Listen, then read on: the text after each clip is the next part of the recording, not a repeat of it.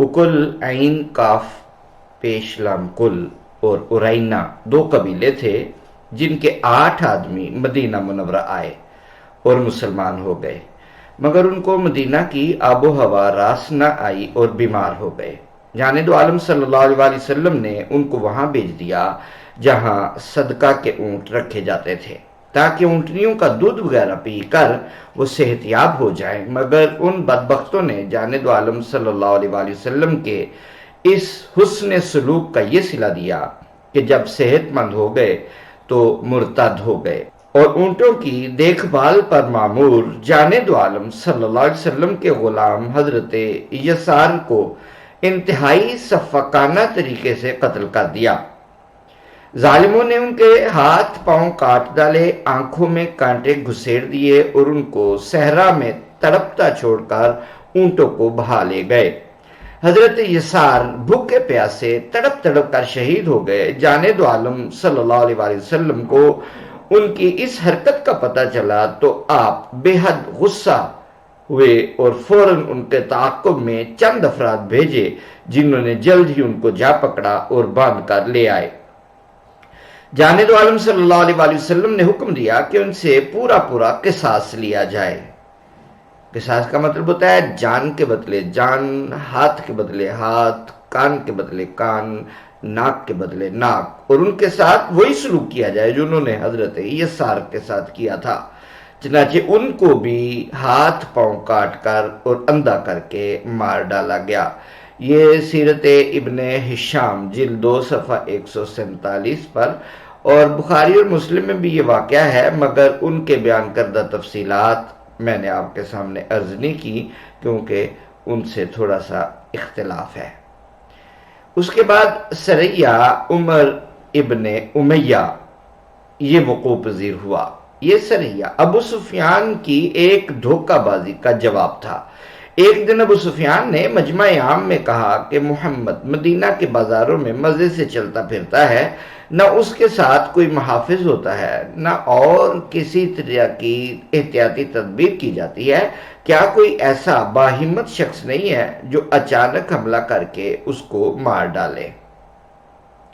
اس وقت تو کوئی نہ بولا، مگر بعد میں جب ابو سفیان اپنے گھر گیا تو ایک دیہاتی اس کے پاس آیا اور کہا کہ میں بہت مضبوط دل والا، شدید گرفت والا اور نہایت تیز دوڑنے والا انسان ہوں۔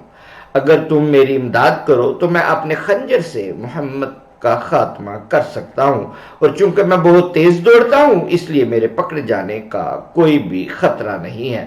ابو سفیان یہ سن کر بہت خوش ہوا، اسی وقت ایک اونٹ اور سفر کا خرچ اس کے حوالے کیا اور اس کو تاکید کی کہ اپنی اس مہم کو انتہائی خفیہ رکھنا۔ حسب ہدایت وہ شخص چپ کے مکہ مکرمہ سے نکلا اور نہایت تیز رفتاری سے سفر کرتے ہوئے جلدی مدینہ منورہ پہنچ گیا۔ لوگوں سے جانب عالم صلی اللہ علیہ وسلم کے بارے میں پوچھا تو اسے بتایا گیا کہ آپ اس وقت بنی عبد الاشل کی مسجد میں رونق افروز ہیں۔ یہ وہاں گیا اور جو ہی دور سے اس پر جانب عالم صلی اللہ علیہ وسلم کی نظر پڑی، آپ نے فرمایا یہ شخص مجھے قتل کرنے آیا ہے، مگر اللہ تعالیٰ اس کو ناکام کرے گا۔ جب آپ کے قریب پہنچا تو اچانک حضرت اسید نے اس کو زور سے اپنی طرف کھینچا۔ اس جھٹکے سے وہ خنجر جو اس نے چھپا رکھا تھا نیچے گر پڑا اور یوں وہ رنگے ہاتھوں پکڑا گیا۔ حضرت اسید غصے میں اٹھے اور اس کا گلا گھونٹنا شروع کر دیا۔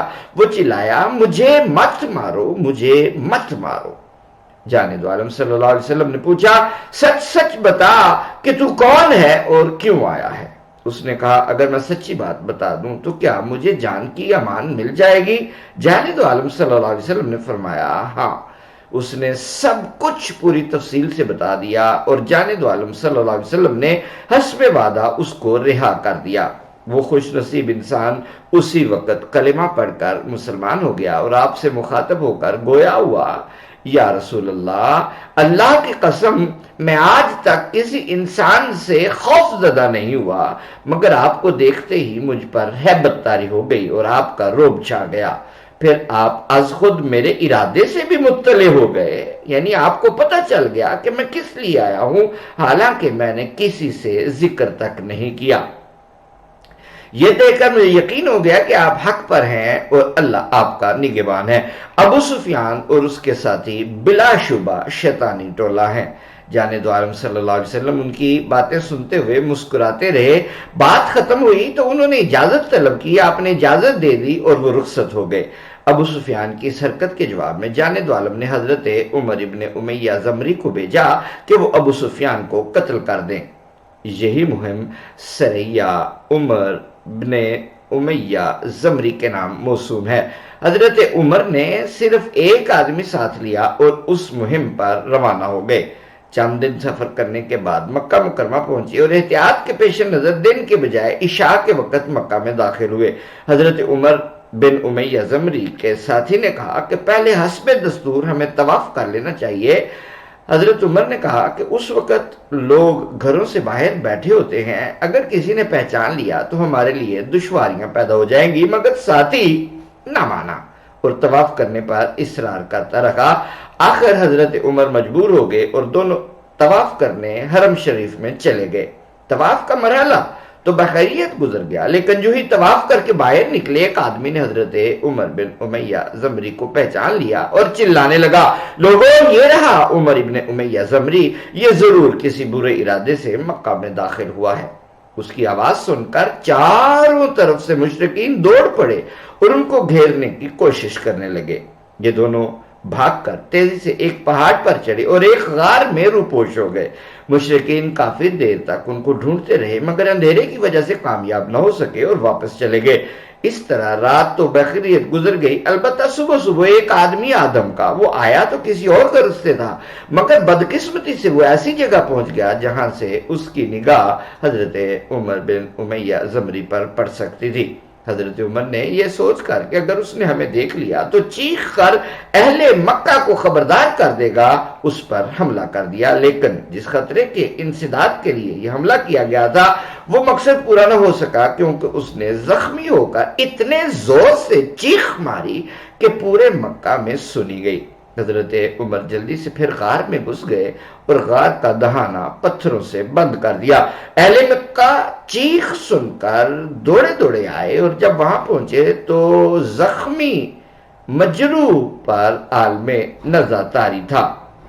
انہوں نے زخمی سے پوچھا، تمہیں کس نے مارا ہے؟ اس نے کہا، عمر ابن امیہ نے۔ حضرت عمر سوچ رہے تھے کہ اب اگر انہوں نے اس سے پوچھا کہ عمر کہاں ہے تو وہ یقیناً ان کو میرا ٹھکانہ بتا دے گا، مگر خیر گزری کہ وہ مزید کسی سوال کا جواب دینے سے پہلے ہی راہی ملک عدم ہو گیا اور مشرکین اس کی لاش اٹھا کر واپس چلے گئے۔ اس ہنگامے کے بعد فی الحال مکہ میں داخل ہونا ممکن نہیں تھا، اس لیے ابو سفیان کو قتل کیے بغیر ہی ان کو واپس جانا پڑا۔ البتہ واپسی کے دوران راستے میں ایک مشرک جو اپنے اشعار میں اہل اسلام کی حجو کر رہا تھا، یعنی انہیں برا بھلا کہہ رہا تھا، ان کے ہاتھوں مارا گیا۔ اس طرح مشرکین کے بھیجے ہوئے دو جاسوس جو مدینہ جا رہے تھے حضرت عمر بن امیہ زمری کے قابو میں آ گئے، ایک مارا گیا، دوسرے کو حضرت عمر گرفتار کر کے مدینہ لے آئے۔ جب جانب عالم صلی اللہ علیہ وسلم کے روبرو پیش ہوئے تو حضرت عمر نے حالات سفر بیان کی اور بتایا کہ کس طرح ہم مکہ میں پہچانے گئے، کیسے بھاگ کر ہم نے جان بچائی اور کس حال میں غار کے اندر روپوش رہ کر وقت گزارا۔ جانب عالم صلی اللہ علیہ وسلم یہ دلچسپ روایات سننے کے دوران مسلسل مسکراتے رہے اور آخر میں حضرت عمر بن امیہ زمری کے لیے دعا فرمائی۔ آج کی قسط اتنی ہی۔ اگر آپ نے ہمارا چینل سبسکرائب نہیں کیا، آپ سے گزارش ہے کہ ہمارا چینل سبسکرائب کیجئے اور بیل آئیکن کے بٹن کو بھی ضرور پریس کر دیجئے تاکہ ہر نئی آنے والی ویڈیو آپ تک بر وقت پہنچ سکے۔